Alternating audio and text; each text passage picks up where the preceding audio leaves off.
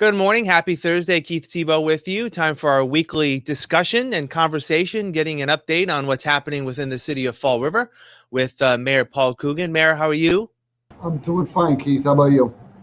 I am doing well. I actually want to start a little bit about weather. A lot of times we've talked about snowstorms, and we've been fortunate enough in your first 2 years of office not to have many snowstorms. There's a potential, depending on the track, of a tropical storm that could hit our region as early as Monday.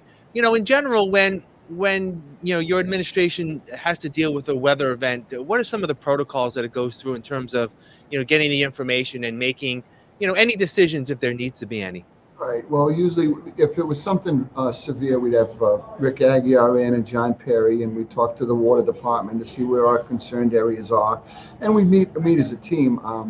Again, as this gets a little closer, we'll track it. We have obviously 4 or 5 days out from this event, so we'll keep an eye on it. I'm hoping it skirts us like I've been hearing, and we don't have it, but we'll stay on our toes and make sure we have people in place to help if something does go haywire. And in terms of, I want to shift gears now to COVID-19. Yesterday, you held a press conference where you announced a new initiative with the Blue Cross Blue Shield. The city, as we know, for many weeks has been undergoing a number of neighborhood vaccination clinics, and there's another one that was announced yesterday with Blue Cross, sort of a block by block program. Fill in the community on how that hopefully will help increase the number of people who can gain access to the vaccine. Well, I think it's something we've been doing spotty, but it's going to be full door-to-door outreach in certain neighborhoods where our numbers we see a gap in what our numbers should be for the vaccinated versus the unvaccinated. So that's what we're going to do with our partners at Blue Cross and Cataldo, and of course the Department of Health. Tess was there yesterday.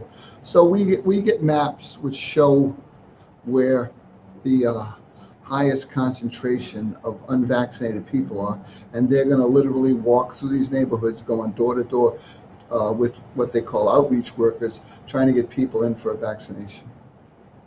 And I know next week it'll be at Blessed Trinity Church in the South End. Are those specific block by block? Is that going to be moving the different sections of the city? I know next week it's going to be there. Yeah, correct. We're going to move around. We have another site we use at Globe Four Corners, and we have another one a little further down next to the hardware store. But they're going to also find new sites where they think they can pull up with a van, set up, and do vaccinations. And that's what we need. We need to get out to the community.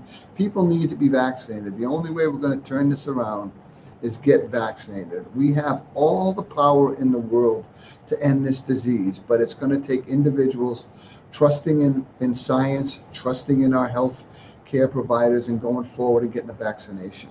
But it takes the individual to step up and do what's right.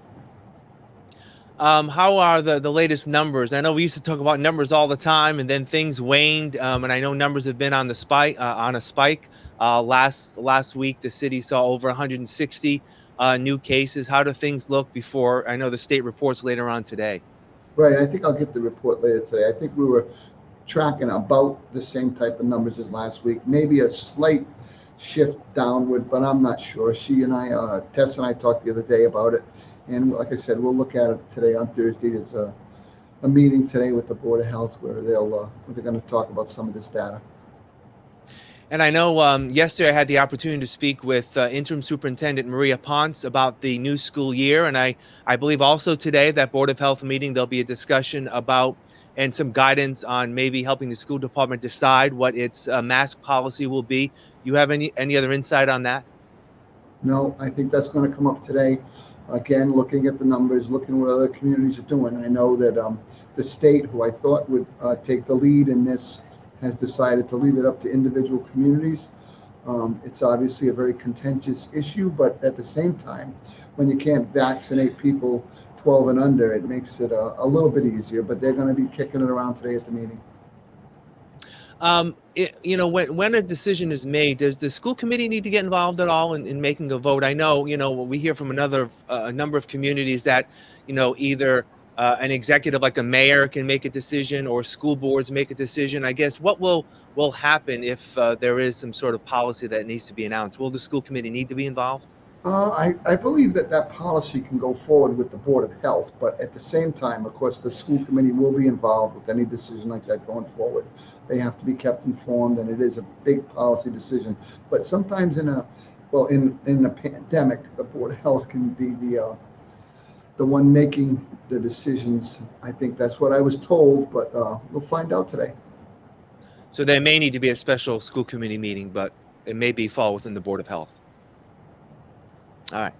As we move forward, also this week, you announced with the trustees of Reservation and the Southeastern Massachusetts Bio Reserve in the far north end of the city, a couple of grants that's going to really expand some recreational opportunities for people, a 20-mile loop. And when I heard about that, I'm like, I'm fairly in decent shape, but 20 miles is a long way to go. So that's some great news in terms of people who want to access that area to see what we have up there, and also to get some exercise, right?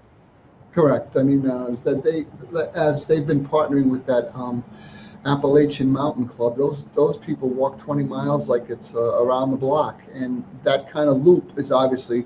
We did have a discussion about marking it so that if Keith and his family wanted to go for a 4-mile walk, you could go out, 2 miles and come back 2 miles. So there's going to be different cutoffs and things, but the full loop is the I think it's 22 miles. But there's going to be places where you can come back a different way, or you can go out and back depending on what you want. We talked about it, and it's just a way to give people more access to the reservation.